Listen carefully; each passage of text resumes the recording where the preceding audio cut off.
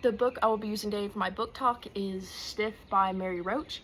It was published in 2003, and I'm also using notes to help me keep on track. So the category of biological science this was in, this is mostly forensic science, and it has anatomy elements to it, since we're talking about dead bodies. And the author's purpose of this book was to shed light on a topic that is very taboo in our culture. I mean, death itself doesn't seem very taboo, but it seems like people don't talk enough about what happens after biologically.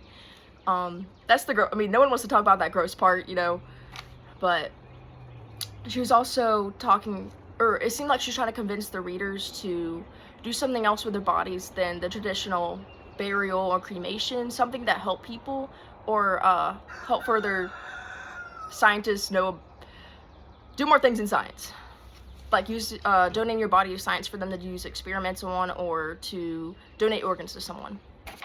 And the background on the author, so the whole time during the book I was wondering how she was able to witness the things she witnessed, like see dissections, go into morgues, watch an embalming process,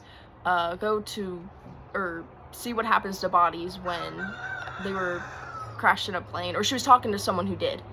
I was wondering, so with my research, I found that she's a highly respected author in her field. She has written articles for National Geographic, the New York Times, many other notable platforms. She's also done a TED Talk, and she's won multiple awards. And like herself, she said in her book, she had persistence in begging, so that probably helped too.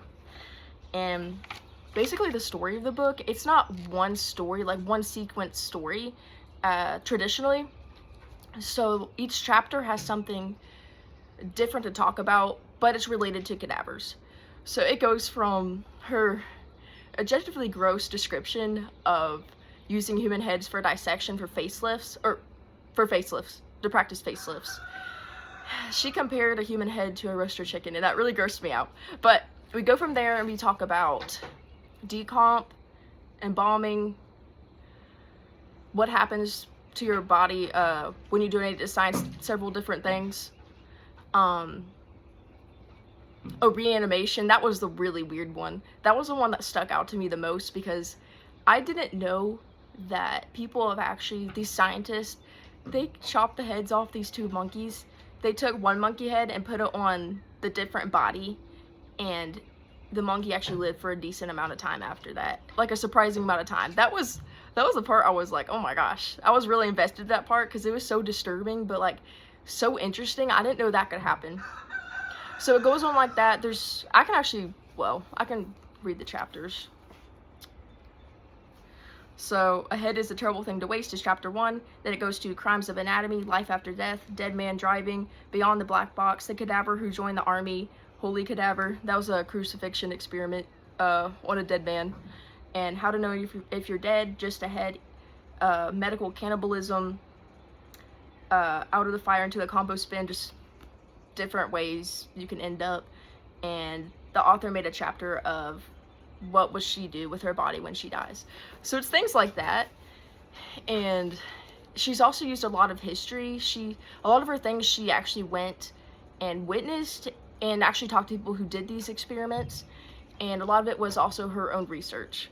So it was an incredible read. It was really gross. It grossed me out, but it was very interesting how there was an insane amount of facts in there and everything, and it was really cool. And then, favorite quote, I wrote it down. I mean, I guess I wouldn't say it was my favorite quote, but it was one that really stuck with me because it relates to my personal experience. So it says, sharing a room with a cadaver is mildly different from being in a room alone.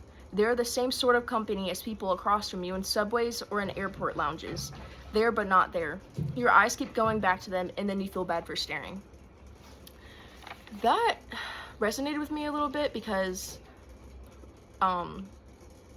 my grandpa, he died not too long ago, and I had never seen a dead body before. I originally wasn't gonna look at his dead body at his funeral, but I was staying in front of him when people would come and shake your hands and everything, the family, and I kind of got a glimpse of him from the corner of my eye, and it wasn't that jarring to me because it really did feel like that he wasn't there, and I was kind of disconnected to it. So that quote kind of hits home for me, where it's just like, if it was just me and him in a room, it would just be me, it would just feel like I was alone, basically, because it was just a shell. So that's what really stuck out to me, this quote in this book. And this info was up to date in 2003, but since then there's been advancements of laws, like different laws, making sure that bodies aren't mistreated and stuff like that during the medical student process. And also there are new ways to sustainably be buried, like you can make yourself, there's like some hydraulic process or something. I don't really know what that is. I think it's where you just like dump yourself in the sea. I don't know. And things like that. And also I believe reanimation or head transplants have also been studied more, experimented more. Yes, that'd be weird if humans could do that. Ew.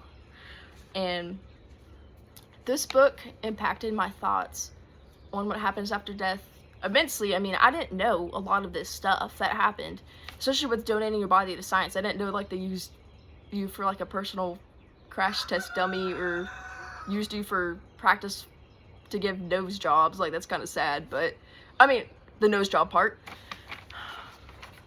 I guess I feel not really scared about it, I guess, because like, or maybe not like too grossed out about it now, because this book was really gross. So if I could read that, I could probably read most things on the subject. Would I recommend the book to others? I don't know, because it was really gross. I mean, if someone's interested in like that sciencey or science, about that science, like forensic science, then yes, I would. I mean, it was very interesting anyway, even though it was like, ooh, there was a lot of cool facts in it, so I would. So that's the end of my book talk.